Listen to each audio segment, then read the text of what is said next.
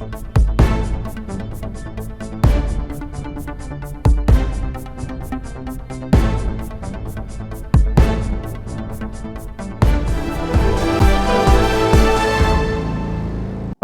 Welcome to ఋషి reports. ఇవాళ ఋషి విశ్లేషణలో నేను చెప్పబోయే అంశం ఏంటంటే, ఇవాళ మీతో మాట్లాడబోయే అంశం ఏంటంటే Pawan Kalyan. Yes, the most favourite చాలామందికి సినిమాల్లో, కానీ రాజకీయాల్లో పవన్ కళ్యాణ్ ఎంతమందికి ఫేవరెట్? ఇది ఇవాళ పెద్ద ప్రశ్న. ఎందుకంటే పవన్ కళ్యాణ్ అనే అతను సినిమాల్లోకి తను ఏ రకంగా వచ్చాడు అని చాలా సందర్భాల్లో చెప్పారు. బలవంతంగా తన ఇంట్లో తను ఎందుకు పనికిరాడని, లేకపోతే లేజీగా అయ్యని, లైఫ్ మీద క్లారిటీ లేదని ఇలా అనుకుంటున్న సందర్భాల్లో, ఈవెన్ స్వయంగా చిరంజీవి ఇలా అనుకుంటున్న సందర్భాల్లో తనని తను ప్రూవ్ చేసుకోవడానికి సినిమాల్లోకి వచ్చానని పవన్ కళ్యాణ్ చాలా సందర్భాల్లో చెప్పారు. సినిమాల్లో నటన కానీ లేకపోతే డ్యాన్సులు కానీ వేస్తుంటే తనకి చాలా ఇబ్బందిగా ఉంటుందని చెప్పారు. ఎందుకంటే తను బతకాలనుకుంటోంది, తను చూడాలనుకుంటున్న జీవితం వేరు, కానీ తను ఇవాళ చూస్తోంది వేరు అని అనేక సందర్భాల్లో చెప్పారు. రోజుకి 2 నుంచి 4 కోట్లు తీసుకునే నటుడు, బహుశా ఇండియాలో పవన్ కళ్యాణ్ కన్నా ఎక్కువ పర్ డే రెమ్యునరేషన్ తీసుకుంటున్న నటులు మరెవరూ ఉండకపోవచ్చు. మరి ఎందుకు పవన్ కళ్యాణ్ సినిమాలు వదిలేసి రాజకీయాల్లోకి వచ్చారు? ఇది చాలా కీలకమైన ప్రశ్న. పవన్ కళ్యాణ్ మొదట్లో పార్టీ పెట్టినప్పుడు, పార్టీ కన్నా ముందు మనం వెళ్తే కనుక ఆయన ప్రజారాజ్యంలో యువరాజ్యం అనే విభాగానికి ఆయన కీలకంగా బాధ్యతలు చూసేవారు. ఆ టైంలో ఆయన ఆవేశం కానీ, అప్పటి ముఖ్యమంత్రి రాజశేఖర రెడ్డి మీద ఆయన చేసిన వ్యాఖ్యలు కానీ, ఓవరాల్గా సమాజం మీద వారికి ఉన్న ఒక కోపం కానీ, ఇవన్నీ చాలా ప్రస్ఫుటంగా తన మాటల్లో కనిపించేవి. ఆ తరువాత రాజకీయంగా పరిణతి చెందుతూ ఎప్పుడైతే జనసేన పార్టీ ఆవిర్భావ దినోత్సవంలో ఆ కార్యక్రమంలో కూడా ఆయన మాట్లాడుతున్నప్పుడు అదే ఆవేశం కనిపించింది. కానీ ప్రజారాజ్యం తాలూకా పార్టీలో యువరాజ్యం విభాగానికి అధిపతిగా ఉన్నప్పుడు మాట్లాడిన పవన్ కళ్యాణ్ మాటలకు, ఇటు జనసేన పార్టీ స్థాపించి ఆ పార్టీ అధినేతగా ప్రజల ముందుకు వెళ్ళేటప్పుడు చేసే ఒక ప్రసంగానికి చాలా క్రిస్టల్ క్లియర్ డిఫరెన్స్ ఉంది. కానీ అప్పుడు కూడా ఆయన ఆవేశం చాలా ప్రస్ఫుటంగా కనిపించింది. పవన్ కళ్యాణ్ అంటేనే ఆవేశం. అయితే ఆ ఆవేశానికి తోడు ఆలోచన, ఆ ఆలోచనకి తోడు ఒక ఆచరణ, ఈ 3 కలగలిసినప్పుడే పవన్ కళ్యాణ్ ఒక నాయకుడిగా, ప్రజలు అనుకుంటున్న నాయకుడిగా, తన అభిమానులు తనని ఎలా చూడాలనుకుంటున్నారో అలాంటి నాయకుడిగా ఎస్టాబ్లిష్ అవుతారు. ఇప్పుడు ఎస్టాబ్లిష్ కాలేదా? అక్కడికే వస్తున్నాం. ఒకసారి మిమ్మల్ని మళ్ళీ వెనక్కి తీసుకెళ్తాం. 2014లో జనసేన పార్టీ ఆవిర్భావం తర్వాత, పార్టీ పెట్టిన తర్వాత ఎన్నికల్లో పోటీ చేయట్లేదనే ఆయన నిర్ణయం చెప్పినప్పుడు మీడియాతో సహా ఆయన అభిమానులు అందరూ ఆశ్చర్యపోయారు. మరి ఇక ఎందుకు రాజకీయ పార్టీ పెట్టినట్టు? ఒక రాజకీయ పార్టీ ముఖ్య ఉద్దేశం ఏమిటి? రాజకీయాల్లోకి ఎవరన్నా వచ్చేది ప్రజలకు సేవ చేయడానికి, అధికారం ద్వారా మరింత ప్రజలకు చేరువవ్వడానికి, సమస్యలు పరిష్కరించడానికి. ఇది ఒక అంశం. అయితే పొలిటికల్ పవర్ అనేది అదొక వేరే ఆస్పెక్ట్. దాని గురించి ఇప్పుడు అవసరం లేదు, తర్వాత మాట్లాడుకుందాం. సో పవన్ కళ్యాణ్ జనసేనను తెలుగుదేశం పార్టీ, బీజేపీలతో కలిపి అప్పుడు కూటమిగా ఏర్పడి పోటీ చేశారు. ఆవేళ అధికారంలోకి వచ్చారు. ఆవేళ అధికారంలోకి రావడానికి పవన్ కళ్యాణ్ ఎంత తోడయ్యారంటే చక్కగా తోడయ్యారు. పవన్ కళ్యాణ్కి వచ్చిన ఓట్ల శాతం అప్పుడు తక్కువే కావచ్చు, కానీ అది అధికారంలోకి రావడానికి ఉపయోగపడింది. ఎందుకంటే ఆవేళ జగన్మోహన్ రెడ్డి ఓడిపోయింది కేవలం 2%, 5 లక్షల ఓట్ల తేడాతోనే. 2014లో ఆయన ప్రతిపక్షంలో కూర్చున్నారు. ఇక 2019 ఎన్నికలకు వచ్చేటప్పటికి జనసేన పార్టీ, తెలుగుదేశం, బీజేపీ 3 విడిపోయి ఎన్నికలకు వెళ్ళిన పరిస్థితి. అప్పుడు జనసేన వామపక్షాలతోనూ అలాగే బహుజన సమాజ్వాదీ పార్టీ బీఎస్పీతోనూ పొత్తులో పోటీ చేస్తే ఏం జరిగిందో మనకు తెలుసు. కేవలం ఒకే ఒక్క ఎమ్మెల్యేను ఆయన గెలుచుకోగలిగారు. ఆయన పోటీ చేసిన సాక్షాత్తు పార్టీ అధినేతగా ఉన్న Pawan Kalyan, the most popular film star Pawan Kalyan, Janasena party అధినేత, ఆయన ఇటు భీమవరం, గాజువాక 2 చోట్ల ఓడిపోయారు. It's a shocking result. కానీ ఇట్స్ ట్రూత్. దాన్ని ఆయన యాక్సెప్ట్ చేశారు, ముందుకెళ్తూ వచ్చారు. ఎక్కడికి వెళ్ళినా Pawan Kalyan CM CM CM అంటుంటే ఆయన, అరే బాబు సీఎం కాదరా, ఒక్క ఎమ్మెల్యేగా గెలిపిస్తే అసెంబ్లీలో అడుగు పెట్టనిస్తే నన్ను, నేను అక్కడ చాలా ఇంపాక్ట్ చూపించేవాడిని, మీరు అదే చేయలేకపోయారు, సీఎం సీఎం సీఎం అని గోల కాదు అని చెప్పి చాలా సందర్భాల్లో ఆయన అభిమానుల మీద అసహనం వ్యక్తం చేశారు.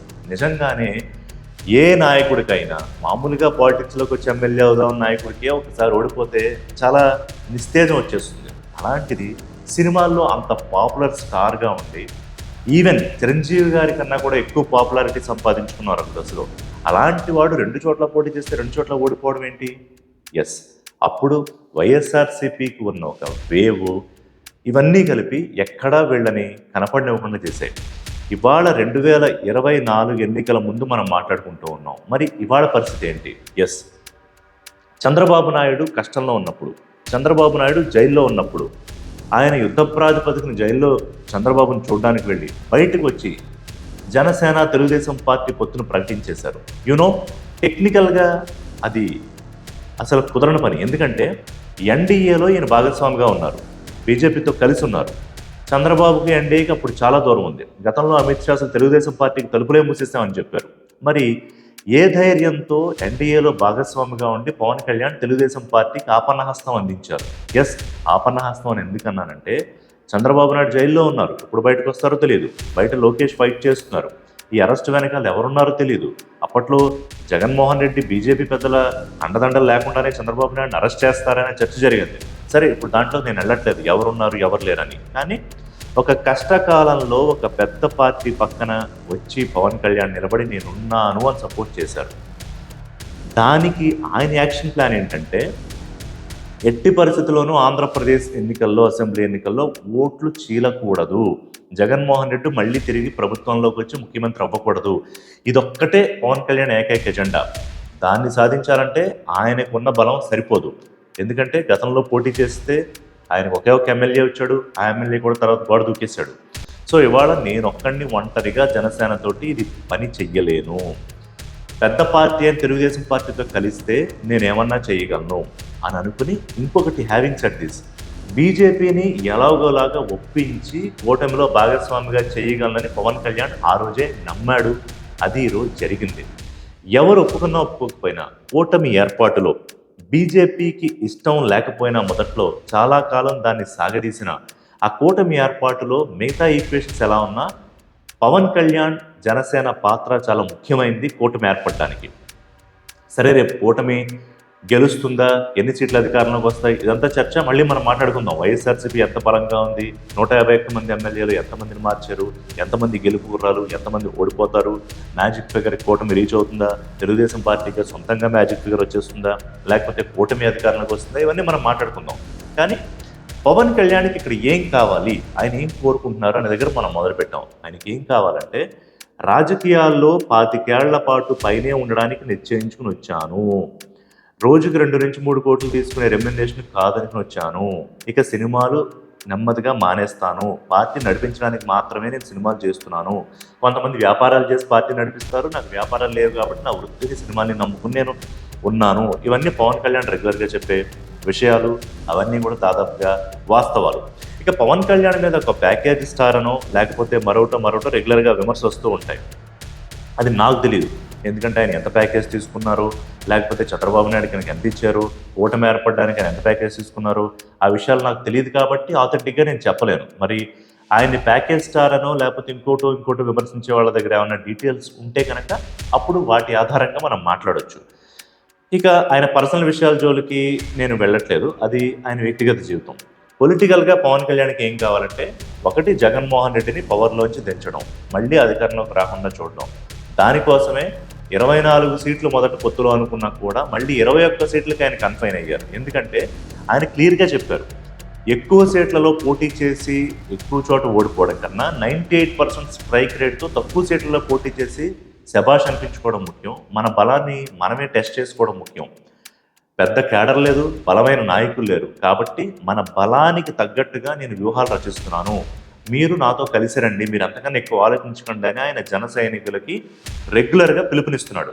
ఎందుకంటే పవన్ కళ్యాణ్ ఆలోచిస్తోంది 2024 ఎన్నికల గురించి కాదు, 2029 ఎన్నికలో లేకపోతే 2034 ఎన్నికలో. ఎందుకంటే రాష్ట్రానికి ఎప్పుడో ఒకసారి సీఎం అవ్వాలి అనేది పవన్ కళ్యాణ్కి స్పష్టంగా ఉంది. ఆయన ఇంతకుముందు మొదట్లో నాకు అధికారం అక్కర్లేదు అనేవాడు. అధికారం కాకుండా రాజకీయాల్లోకి ఎందుకు, రాజకీయ పార్టీ ఎందుకు? అధికారంలోకి వచ్చిన తర్వాత ఎవరి లక్ష్యమైనా రాజకీయ పార్టీ పెడితే ముఖ్యమంత్రి కావడమే. ముఖ్యమంత్రి అయినప్పుడే వాళ్ళు అనుకున్నది చేయగలరు, వాళ్ళు అనుకున్న పాలసీస్ ఇంప్లిమెంట్ చేయగలరు, కేంద్రం దగ్గర నుంచి ఏదో ఒకటి తెచ్చుకుని సాధించగలరు, ప్రజల్లో గొప్ప నాయకుడిగా గుర్తింపు పొందగలరు. సో అది పవన్ కళ్యాణ్ ఇవాళ అనట్లేదు, ఒకప్పుడు అనేవారు, కానీ ఇప్పుడు చాలా స్పష్టంగా సీఎం కావడమే ఆయన లక్ష్యం. కానీ ఇప్పుడు 2024 ఎన్నికల్లో ఆయన సీఎం అవుతారా, ఏడాదో రెండేళ్ళలో సీఎం అవ్వడానికి అలాంటి కండిషన్తో ఆయన పొత్తుకి మద్దతు ఇచ్చారా, లేకపోతే పొత్తుని కలిపేలా చేశారంటే నో. బేషరతుగా ఆయన ఆ రోజు చంద్రబాబు నాయుడుకి సపోర్ట్ చేశారు. బేషరతుగానే బీజేపీ, చంద్రబాబు నాయుడు, తెలుగుదేశం అలాగే జనసేన కూటమి ఏర్పడడానికి ప్రయత్నం చేశారు. ఈ రోజున తనను తాను ఒక నాయకుడిగా, ఒక క్రెడిబుల్ లీడర్గా, ఒక లాంగ్ విజన్ ఉన్న లీడర్గా ఎస్టాబ్లిష్ చేసుకోగలిగితేనే 2029లోనో లేకపోతే 2034లోనో లేకపోతే మధ్యలో మరెప్పుడో ఆయన ముఖ్యమంత్రి అయ్యే అవకాశాలు ఉంటాయి. అది కూటమిలో భాగంగా అవుతారా, రేపు పొద్దున్న బీజేపీ నుంచే పవన్ కళ్యాణ్ సీఎం ఫేస్గా ఉంటారా, లేకపోతే సొంతంగా జనసేన నుంచే ముఖ్యమంత్రి అవుతారా మనకు తెలియదు. మనం ఇప్పుడే చూస్తే చెప్పలేము. భవిష్యత్తులో జరిగే రాజకీయ సమీకరణాల్లోని ఆధారం చేసుకుని మనం చెప్పగలుగుతాం. కానీ నేను ఒక విషయం అయితే చాలా స్పష్టంగా చెప్పగలను, పవన్ కళ్యాణ్ ఈసారి చాలా స్పష్టంగా రాజకీయ ఎత్తుగడలు వేస్తున్నారు. తన బలాన్ని అతిగా ఊహించుకోవట్లేదు. తనకున్న అండదండల్ని, క్యాడర్ని మీద అతి విశ్వాసం పెట్టుకుని ఆయన ఎన్నికలకు వెళ్ళట్లేదు. ఒక పెద్ద పార్టీకి గౌరవం ఇస్తూ, అలాగే ఒక పెద్ద పార్టీకి అవసరమైనప్పుడు తన పక్కన నిలబడి, వాళ్ళకి పెద్దన్న పాత్ర ఇచ్చి తన పక్కన నిలబడి, వీళ్ళిద్దరికీ మధ్యలో అతిపెద్ద బలం ఉన్న మోడీని తీసుకొచ్చి నిలబెట్టుకుని ఇవన్నీ చేయడం వెనకాల ఆయనకి అతిపెద్ద రాజకీయ వ్యూహం ఉంది. Yes, Pawan Kalyan has a big political strategy. అది అర్థమయ్యే వాళ్ళకి ఇప్పుడు అర్థమవుతుంది, లేకపోతే త్వరలో అర్థమవుతుంది. నేను చెప్తున్నాను, పవన్ కళ్యాణ్ ఒక రోజు ముఖ్యమంత్రి అవ్వడానికి 2014లో పార్టీ పెట్టి ఆయన ఒక్కొక్కడుగు వేసుకుంటూ వెళ్తున్నారు. ఎస్, మధ్యలో ఆయన పార్ట్ టైం పొలిటీషియన్ అన్నారు, నేను కూడా ఇంటర్వ్యూల్లో అన్నాను. ఎందుకంటే ఆయన ఫుల్ టైం పాలిటిక్స్ పెట్టే అవకాశం అప్పుడు లేదు. కానీ ఇప్పుడు మారుతున్న రాజకీయ పరిణామాల నేపథ్యంలో ఆయన పూర్తిగా రాజకీయాలకు సమయం కేటాయిస్తారు. ఇక పార్టీలో నెంబర్ 2 ఎవరు, నెంబర్ 3 ఎవరు, ఇవన్నీ నేను ఇప్పుడు డిస్కస్ చేయదలుచుకోలేదు. ఇప్పటికైతే జనసేన అంటే పవన్ కళ్యాణ్, పవన్ కళ్యాణ్ అంటే జనసేన. అది వాళ్ళ కూటమితో ఉంది. కూటమిని రేపు అధికారంలోకి ఎలా తీసుకురావాలని వ్యూహాలు రచిస్తున్నారు. 21 మందిలో ఎంతమందిని గెలిపించుకోవాలి, 2 ఎంపీల్లో ఒక ఎంపీని ప్రకటించారు, ఇంకో ఎంపీగా ఎవరు పోటీ చేస్తారు. సరే, పవన్ కళ్యాణ్ ఎంపీగా పోటీ చేస్తారు, ఎందుకంటే బీజేపీ హైకమాండ్ ఆయన్ని ఎంపీగా పోటీ చేయమంటోంది. అందుకని రేపొద్దున ఎట్నుంచి వచ్చినా ఆయన కేంద్రంలో భాగస్వామిగా ఉంటారు, కేంద్ర మంత్రి అవుతారు. అలాంటి రాజకీయ వ్యూహం కూడా సిద్ధం చేసుకుంటారని నాకు పక్కన వినిపిస్తోంది. లేదు, 100% కూటమి అధికారంలోకి వస్తుంది, ఆయన డిప్యూటీ సీఎం అవుతారో లేకపోతే హోమ్ మినిస్టర్ ఆయన దగ్గర పెట్టుకుంటారు, ఎందుకంటే ఆయన కొన్ని పద్ధతులు ఉన్నాయి సెటిల్ చేయాల్సినవి, వాటి కోసం అదేదో అడుగుతున్నారని ఈ లెక్కలు. అవన్నీ ఇప్పుడు ఊహాగానాలు. ఇప్పుడల్లా మనం చూడాల్సింది కూటమిని గెలిపించడానికి కూటమి ఏర్పాటు చేసిన పవన్ కళ్యాణ్ ఎంత భాగస్వామి అవుతున్నారు. ఆయన స్పీచ్ల్లో కానీ ఎక్కడో కొంత సినిమాటిక్గా అనిపించినా కూడా లోపల చాలా ఆర్ద్రత, ఒక డెప్త్ ఉంటుంది. అంటే ఈ సమాజం మీద ఆయనకున్న ఒక బాధ్యత, లేకపోతే ఆయనకున్న ఒక కోపం, ఒక ఆవేశం, ఒక భయం అన్నీ కలగలిపి చూస్తేనే పొలిటికల్గా పవన్ కళ్యాణ్, పొలిటీషియన్గా పవన్ కళ్యాణ్. సో వారి అభిమానులు కూడా ఈ అంశాలన్నీ దృష్టిలో పెట్టుకుని ఆయనతో ప్రయాణం చేయాలి. ఈ రోజు ఓవర్ నైట్ అయిపోవడం అంటే ఎవరికి కుదరదు. ఫస్ట్ ఆయన ఏమడుగుతున్నారు, అరే బాబు నన్ను ఎమ్మెల్యేగా గెలిపించి ముందు సభలోకి పంపించండి, లేకపోతే రేపు ఎంపీగా పోటీ చేస్తే పార్లమెంట్కి పంపిస్తే అక్కడ కదా ఆట మొదలయ్యేది. ఆ తర్వాత దాన్ని ఆయన ముందుకు తీసుకెళ్ళి ఒక సీఎం లెవెల్ దాకా తీసుకెళ్ళగలుగుతారా, లేకపోతే ఇంకోటి జరుగుతుందా అనేది కాలం నిర్ణయించాలి, భవిష్యత్తు నిర్ణయించాలి. సో పవన్ కళ్యాణ్కి ఏం కావాలంటే, పవన్ కళ్యాణ్కి 10 కాలాల పాటు రాజకీయాల్లో ఉండడం కావాలి. పవన్ కళ్యాణ్కి బలమైన వాళ్ళు సహచరులుగా ఉండడం కావాలి. పవన్ కళ్యాణ్కి నచ్చని వాళ్ళు అధికారంలో ఉండకుండా ఉండడం కావాలి. పవన్ కళ్యాణ్కి కేంద్రంలో మోడీ అధికారంలో ఉండడం కావాలి. పవన్ కళ్యాణ్కి అల్టిమేట్గా అధికారం చేతికి రావాలి, ముఖ్యమంత్రి అవ్వడం కావాలి. అది ఎప్పుడు జరుగుతుంది అనేది ఆయన వ్యూహాలు ఆయనకున్నాయి. ఆ వ్యూహాలకు అనుగుణంగా పాలిటిక్స్లో ఒకసారి జరుగుతాయి, ఒక్కోసారి అవసరమైతే ఒక అడుగు వెనక్కి వేయాలి, లేకపోతే 10 అడుగులు ముందుకు దూకాల్సిన అవసరం వస్తుంది. సో చూద్దాం కూటమిలో ఆయన రాజకీయ ఎత్తుగడలు ఎలా ఉండబోతున్నాయి, కూటమిని గెలిపించడానికి ఆయన ఏం చేయబోతున్నారు, చంద్రబాబు నాయుడుతో ఎంత సింక్లో ఉన్నారు, చాలా స్పష్టంగా సింక్లో ఉన్నారు. సో ఇక మోడీ గారు మన జగన్ని ఎక్కువగా విమర్శించలేదంటారు. మరి వచ్చే సభల్లో వీళ్ళిద్దరూ కలిపి వాళ్ళతో కూర్చుని ఒక బ్రీఫింగ్ చేసుకుని అధికారంలోకి రావడానికి ఇప్పుడున్న పార్టీ మీద ఏం మాట్లాడితే ప్రజలు నమ్ముతారు, అవన్నీ చెప్తారా, అవన్నీ మాట్లాడతారా, చూడాల్సిన అవసరం కనిపిస్తోంది.